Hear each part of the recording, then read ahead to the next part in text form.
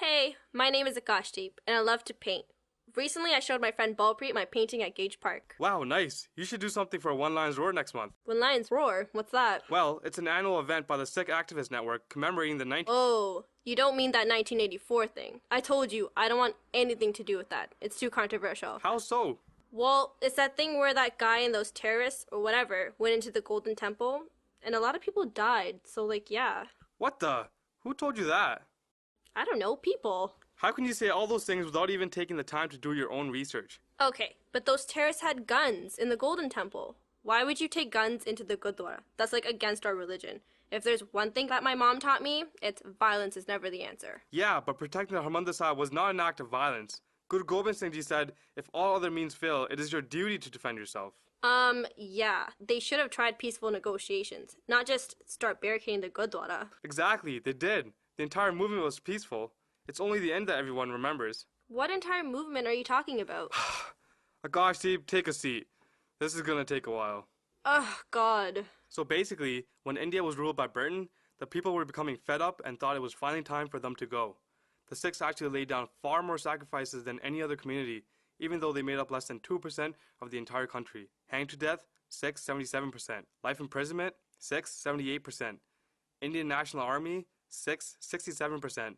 Jallianwala Bagh massacre, Sikhs 61%. Wow. And so when the British were finally leaving, the relatively tiny population of Sikhs were forced to choose to either live with Pakistan or split Punjab to stay in India. After being given many promises such as freedom and self-autonomy by Gandhi and Nehru, who would then become the first Prime Minister of India, Sikhs chose partition. Tens of thousands of Sikhs from Pakistan were forced to leave their homes to make the treacherous journey by foot to India in 1947. Right from independence, it was clear that the Indian Congress had no intentions of fulfilling their promises to Sikhs. Nowhere was this more obvious than the new Indian Constitution. It went as far as stating that Sikhi wasn't even its own religion. Some way to welcome a new community, eh? But that was only the beginning. Get this, Punjabi wasn't even an official language of Punjab. Isn't that just nuts? Seeing this as a direct attack on our culture, the Sikhs launched the Punjabi Subha movement and decided to peacefully protest this. Tens of thousands of Sikhs were arrested, and some even fired upon before the government decided to grant Punjabi as an official language. But this came at a deep cost.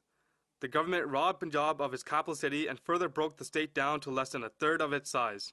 Punjab, meaning the land of 5 rivers, only has 2 rivers remaining, and out of that, 75% of the water is diverted out of Punjab.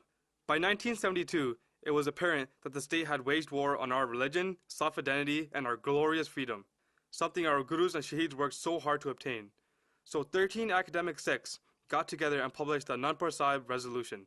This document addressed those very same concerns along with other issues such as worker, migrant, and farmer rights. And then what happened? Well, the government just laughed it off and labeled the Sikhs as separatists.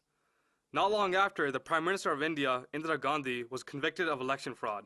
I take it that was probably the end of her. Actually, she declared a state of emergency in order to assume dictatorship powers. She censored the media, committed gross human rights violations, and incarcerated activists. Even still, it was the Sikhs who led the vocal agitation against this. It was apparent that a unified voice was needed to represent the negated concerns of the Sikh community. This gave rise to a young and charismatic man known as Sant Jarnail Singh Ji Bhindranwale. He helped launch the Dharm Yudh Morcha, a protest against the state's war on the Sikhs.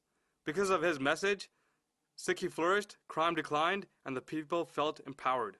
This was seen as a grave threat to the state's agenda, and so the government labeled Santji and his followers as terrorists and arrested him multiple times under false pretenses.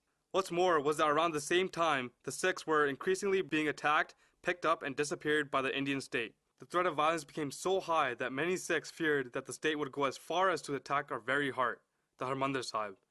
And so in 1983, Sikhs from all across Punjab decided that enough was enough.